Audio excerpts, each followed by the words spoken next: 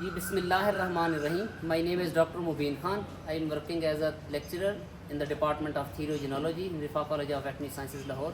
I am consultant doctor at the Goat Pure Farms.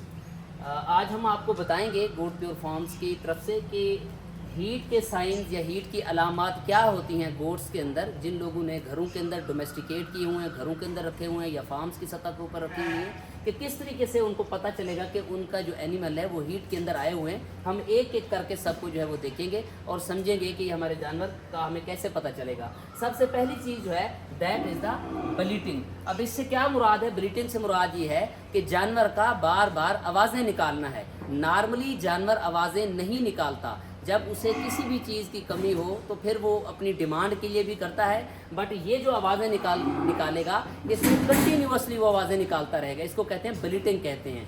दूसरी जो हमारे पास अलामत है वो है फ्रीक्वेंट यूरिनेशन. वो जानवर जो हीट के अंदर आया हुआ होगा वो बार बार जो है छोटा पेशाब करेगा, जिसको हम क्या कहते हैं? फ्रीक्वेंट यूरिनेशन कहते हैं. इस चीज़ से भी हमें आइडिया हो जाता है कि ये जानवर हीट के अंदर आया हुआ है. जो थर्ड चीज़ है, अगर आप जानवर को जाके उसको पीछे से उसकी टेल को उठाएंगे तो उसका जो बाहर वाला वुल्वा है वो आपको सुर्ख नज़र आएगा.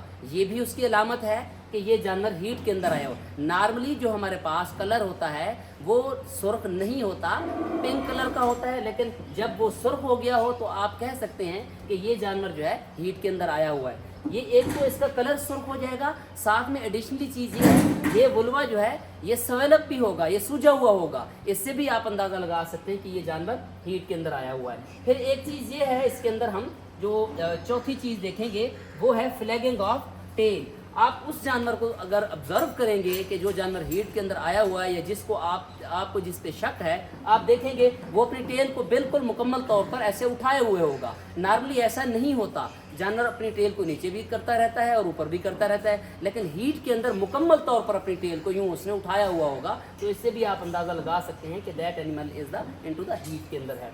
और इसके बाद हम पांचवा देखेंगे कि समटाइम्स हमारे पास ये भी होता है कि स्मॉल अमाउंट ऑफ जो है वेजाइनल डिस्चार्ज आ रहा होता है. ये भी एक अलामत है और इस वजह से उसका जो हमारे पास वुल्वा है या उसके इर्द गिर्द का एरिया है, टेल के इर्द गिर्द का सारा एरिया है, वो आपको डर्टी नज़र आएगा. वो इस वजह से डर्टी नज़र आएगा क्योंकि यहाँ से अमाउंट ऑफ डिस्चार्ज जो है वो रिलीज़ हो रहा होता है. इसकी वजह से डर्ट या इस तरह की जो हमारे पास मट्टी वगैरह होती है वो उसके ऊपर लग जाती है. आप अंदाज़ा लगा सकते हैं. इसका मतलब ये है कि ये पिछले कोई 8-10 घंटे से डिस्चार्ज कर रहा है, जिसकी वजह से इसके ऊपर मट्टी और डर्ट जो है वो लगी हुई है. इसके बाद आगे देखेंगे जो हमारे पास छठा ऑप्शन है वो है interested into the male breeder. अगर आपने साथ में मेल ब्रीडर रखे हुए हैं, बिल्कुल किसी और सेक्शन के अंदर हैं, तो आप उस गोट को देखेंगे कि वो गोट बार बार उस तरफ देखेगी, उसकी तरफ जो है वो आवाज़ें लगाकर उसकी तरफ इंटरेस्ट लेगी. तो आप समझ सकते हैं कि that animal is into the heat के अंदर है. अच्छा, इसके अंदर एक और इंटरेस्टिंग पॉइंट है, यहाँ से भी आप इसको कंसीडर कर सकते हैं.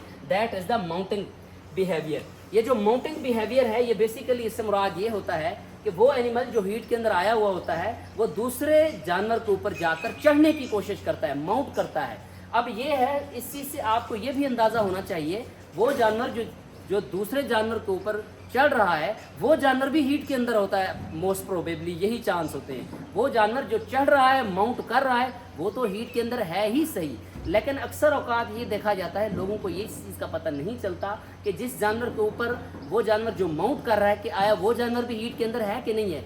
बिल्कुल इस तरीके से ये पॉसिबल है कि जिस जानवर के ऊपर चढ़ा जा रहा है, यानी जिस जानवर के ऊपर माउंट किया जा रहा है, वो जानवर भी हीट के अंदर होता है. इसके बाद एक और चीज़ जो है यहाँ से बहुत अच्छा आप अंदाज़ा लगा सकते हैं, वो लास्ट पे है एपिटाइट जो है वो लो हो जाती है, लो फीड इनटेक. वो जानवर जो नॉर्मली खुराक अपनी रूटीन के मुताबिक खा रहा होता है, आप देखेंगे कि उस जानवर ने उस दिन खाना पीना कम कर दिया होता है, फ्रीक्वेंट यूरिनेशन होती है. वो जानवर जो है बार बार आवाज़ें निकाल रहा होता है, अपनी टेल को उठाए हुए होता है. इस तरीके से जैसे हमने पहले डिस्कस किया, वुल्वा जो है उसका वो सुर्ख हो जाता है पीछे से और उसका कलर जो है कलर और दूसरा सूज जाता है वुल्वा. ये सारी अलामात जो है हमने पहले भी यहाँ पे दिखा, heat science in the heat in the goat. ये सारी जो है वो साइंस इस चीज़ के ये हीट के अंदर है. Thank you.